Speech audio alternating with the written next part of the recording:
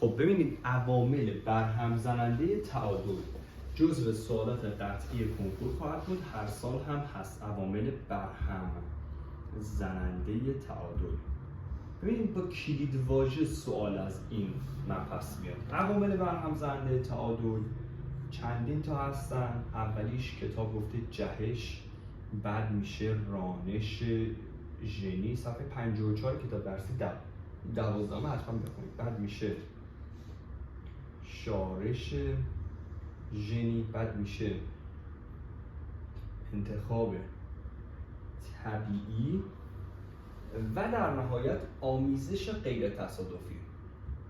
آمیزش غیر تصادفی.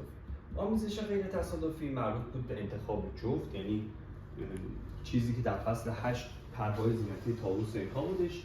جهش کتاب میگه با افزودن دگرهای جدید پروانه نسبی دگرها تغییر میده و باعث میشه که افراد سازگار با محیط انتخاب بشن. رانش به معنی سیل، زلزله، آتش‌سوزی، بلایای غیر طبیعی و اینا هستش که داریم و این منجر به سازش نمیشود. هرچه جمعیت کوچکتر باشد رانش اثر بیشتری خواهد داشت. شارش به معنی مهاجرت هستش، اگر دو سویه و پیوسته باشه جمعیت ها هم شامل میشن. خب بر این اساس یکی از اونها باعث میشه احتمال بقای همه افراد یکسان باقی بمونن. معلوم چرا باید یکسان باشه؟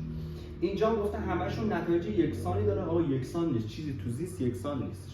بین گزینه 2 و 3 همه اونها به صورت تصادفی و غیر تصادفی و نباید بگه یا غیر تصادفی، بعد تازه آمیزش غیر تصادفی فروانه نسبی شاید تغییر نده. اما گزینه شماره 3 که جوابمون هم هست به جهش اشاره داره، میگه با افزودن نگرجی تفاوت فردی رو بیشتر میکنه، پایداری گونه هم بیشتر میشه. این از این تست.